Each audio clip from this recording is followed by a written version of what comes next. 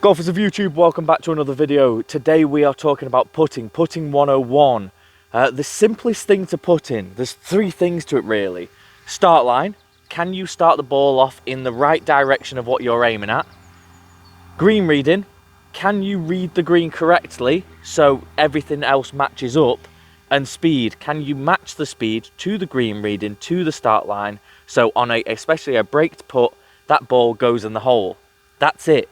It's as simple as that really, but as we all know, it's much more difficult than this. It's the 6 inches between our ears that make putting very difficult. But I'm going to give you a crash course of, the last, 25 years of my life playing golf. Super simple. How do we kind of begin? So, always, when you're practicing, do me a favour, always practice with the same ball that you're going to go play with. The amount of guys that I see who chuck out 6 balls, and one might be a top flight, one might be a Pro V1X, one might be a TP5X, one might be an AD 333, and it goes on, so, and one might be a range ball. You have to practice with what you're doing. You have to treat, the practice green in the same respect as you treat the golf course. The amount of people that I just kind of see whack a ball down, walk up to it, not even bothered, and just kind of, and throw that out there is ridiculous. You see it all the time.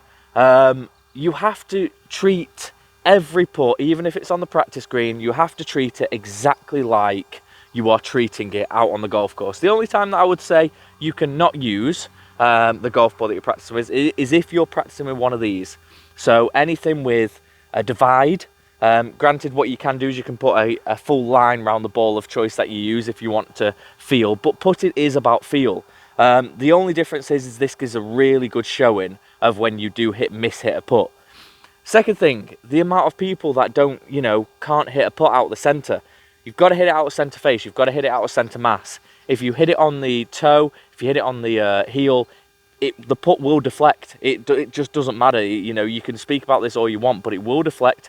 If you're hitting it on the heel, if you're hitting it on the toe, it will move, and you've ruined your putt for yourself. So another thing, shade. If you're trying to green read in shade, it's going to make it more difficult. If you're green reading on open grass with the sun on it, it'll make it a little easier to kind of understand.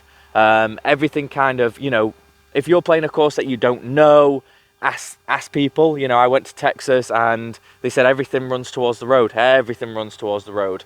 All right, perfect. Oh, and 16 is really slow. That was literally the advice I got. Sure enough, I got to 16. I had to whack that putt.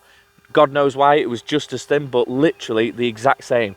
So it's just understanding people who've played there and going from there. So let's hit a few putts. Let's kind of go through the motions of what kind of goes in my head. So if we're using a line like this, so we go back to the 3 rules. We go back to, green reading, speed, and start line. When would speed not be an issue within reason? When it's a straight putt. So if you're hitting a straight putt, obviously, super simple. Doesn't matter if you hit it slow enough to creep it in or hard enough to hit the back door, it's going to go in. Speed doesn't matter. But when it's a braked putt, speed matters. So let's put that into the test here. So we'll kind of move around to this one, which is a slight left to right, and then it kind of dips round. Obviously, it's what I kind of really, really hate about watching professional golf. You can't see the contours of the green, so what looks to be, a nice easy 10-footer, it could slope horrendously. And talking about the PGA Tour, so the 2 things that I really, really notice about amateur golfers is, one, we don't spend hours on the putting green like the PGA Tour do. So we have these ridiculous expectations that we're really good and that we expect to get to a 10-foot putt and hole everything. The make rate on the PGA Tour for an 8-foot putt is 50%.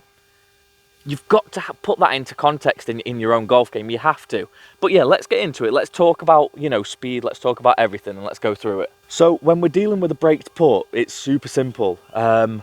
The first part of the putt is obviously going to be the fastest part of the putt. So when you are trying to read brake, you've got to think of the quicker the ball goes, the less brake is actually going to take effect on that ball.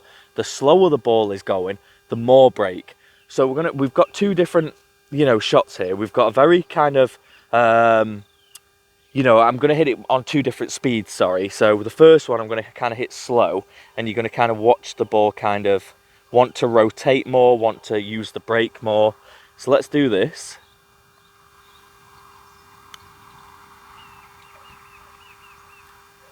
So you can see it there, almost wanting to use the brake. So obviously it moves off and then it comes back on itself. Second one, we're just going to hit straight at it with a bit more speed.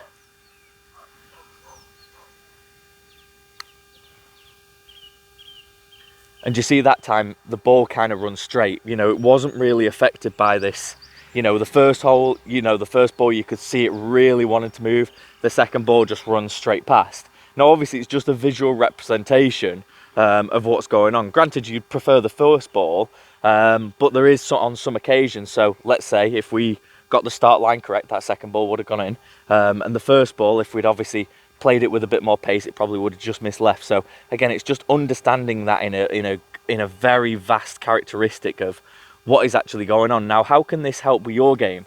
We'll just practice, you know, in all fairness, go through the drills, go through, you know, what you're trying to achieve, get better at green reading, understand. So if you need to do it with your feet, so again, if I'm standing here like this, I can feel all of the weight on this side, obviously because I'm sloped. So it's understanding how you need to read greens. Some people will look down and they just can't read greens. So you've got to find a new way for you to do that. Again, start line, super important. So what do? Well, you practice your start line. You put 2 tees out in front. So let's say the ball is here. You put 2 tees here. And if that's your line, you just practice rolling the ball through them every day, you know. So you will know that, you know, let's say you hit the right tee. Well, you know you push your putts. If you hit the left tee, you know you pull your putts. And it's just constant going over that. Once you hit it through the middle 10 times out of 10, you know that your start line, you can check that off the box. You know wherever you aim that ball, that's where it goes, okay? Perfect. Green reading, well, how do you know? Well, in all fairness, all you do is you read it. Now you've got your start line, so you read it, and you try and throw everything to 2 foot past, so that comes your speed. Now, how do you train for speed? Me personally, for training for speed, you take away the hole. You take away anything that you're kind of doing. This is what I do, me personally. So I would have a few drills for speed, which I'll go over with you guys. That's not a problem. But training your speed is probably one of the best assets you can have, because obviously if you can lag a putt, you'll never 3-putt again. You'll only 2-putt. Super, super important. So let's go down, let's go into it, and let's really figure this one out together.